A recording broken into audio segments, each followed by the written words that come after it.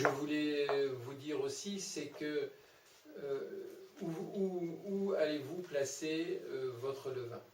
Alors, ça ne se cache pas, ça ne se met pas dans un tabernacle, ça doit rester en fait dans votre pièce principale. La pièce principale, c'est-à-dire la pièce où vous êtes pratiquement tout le temps dans la journée. Et donc à un endroit, vous lui, en général, c'est une hauteur, hein, un peu comme si c'était à hauteur Dieu, d'homme ou plus haut. Et comme ça, il est dans un endroit où, quand vous êtes debout, vous le voyez tout le temps.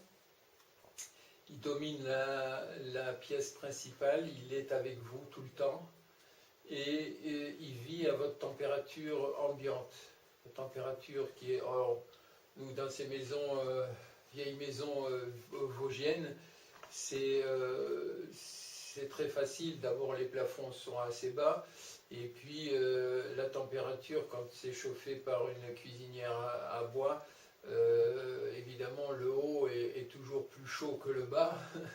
Et évidemment pour le levain, c'est très, très pratique d'être à la bonne température tout le temps, surtout l'hiver. Bon, mais ça, pour le levain, pour l'hiver, on en parlera au fur et à mesure de l'hiver, hein. Le mois prochain, c'est déjà, on y sera déjà, et à Noël et au 1er janvier, on pourra parler du levain aussi dans les grands froids.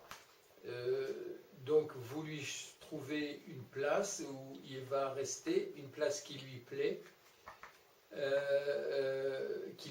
hein, parce que sur le frigo ça marche pas, c'est pas bon.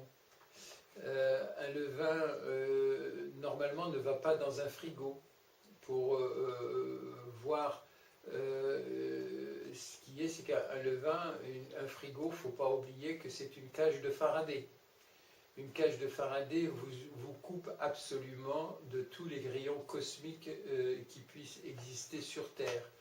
Donc c'est pas conseillé. Pourquoi, quand je dis on ne met pas au frigo, alors je comprends bien que les gens qui sont à La Réunion ou en Martinique ou sous les tropiques quelque part dans le monde, c'est pas évident de conserver un levain hors frigo. Mais quand vous faites ça, je dirais, je pratique pas évidemment le pain sous les tropiques. Je le regrette, hein, mais c'est comme ça. Donc j'ai pas trop d'informations là-dessus, puis comme j'ai pas trop de retours non plus, mais je sais quand même, puisque j'ai un petit peu de retour de certains abonnés qui me disent que c'est pas facile, et que évidemment le levain va trop vite, hein, et ça je comprends bien. C'est pour ça que la solution, c'est peut-être de le faire chaque fois qu'on veut faire du pain, plutôt que d'essayer de le garder dans le frigo, parce que, je le répète, le frigo est une cage de Faraday, et la cage de Faraday coupe le vivant, comme tous vos aliments d'ailleurs qui se trouvent dedans, des rayons, des ondes cosmiques, et donc c'est pas à faire. C'est pas à faire. L'utilisation même d'un frigo est contre nature, je dirais, pour la santé. Il faut réfléchir à trouver des solutions, chacun les siennes. Nous, on a la nôtre, parce qu'il n'y a pas de frigo à la maison. On a la nôtre, on a la grange, on a des abris pour anti-souris et tout ça, pour ça. Et l'hiver, évidemment, c'est très, très pratique, puisque enfin c'est très pratique, sauf quand il gèle ou des trucs comme ça, ou qu'il fait vraiment très très froid. On va les mettre plutôt à l'intérieur, mais en général, on conserve tout très bien dans la grange ou dans la cave. Donc ça c'est comme ça, c'était comme ça avant, ça marchait très bien et les gens étaient aussi plus ou moins en bonne santé. Il y a bien d'autres raisons de ne pas être en bonne santé, évidemment, que le fait d'avoir un frigo ou pas, c'est pas la question. Je veux dire, c'est pas trop un frigo qu'il faudrait, c'est plutôt une armoire, comment on dit ça, ventilée, une armoire qui vous donne seulement un froid positif et jamais négatif, qui va vous descendre à 2 ou 3 degrés et qui est ventilée. Donc je ne sais pas si c'est une armoire ventilée ou quelque chose comme ça, qu'on appelle ça comme ça. Et ça c'est, je dirais, le plus pratique qu'un frigo, parce que ça, le frigo, c'est pas bon pour la santé et c'est pas bon pour le levain. Donc vous le mettez à votre température ambiante, vous laissez vieillir votre levain, vous le laissez faire comme il veut.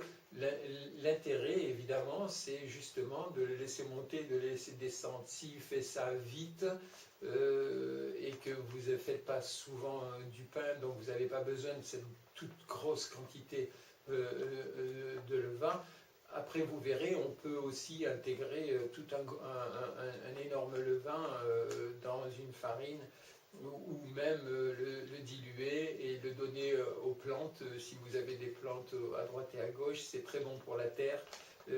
C'est parfois ce que j'ai fait. Bon, là, je fais plus beaucoup de levain, mais puisque je fais pratiquement que du pain balsamique.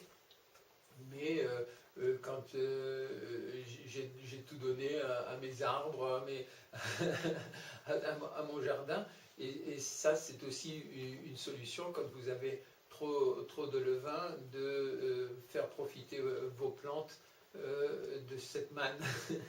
Voilà, donc ça c'est ce que je vais vous dire aujourd'hui sur le levain. Certainement que je vais rajouter des informations au fur et à mesure de la création du pain, tout comme pour le pain d'ailleurs, et on arrivera à avoir tout ça. Il y a dans les écrits, je vous transmets des tableaux et autres pour voir comment les causes du levain, pourquoi ça marche pas, pourquoi ça marche, si ça fait ça, pourquoi ça fait ci, pourquoi ça fait ça. Donc tout ça, ça reste quand même malgré tout théorique, et l'important c'est que vous expérimentiez avec votre levain en conscience, et parlez-lui, n'ayez pas peur, posez-lui des questions et surtout écoutez les réponses, parce que ça c'est important. Si vous lui posez une question, il vous répondra dans les 24 heures. Ça c'est certain, vous aurez votre réponse, mais le tout c'est de savoir, est-ce que vous êtes à l'écoute ?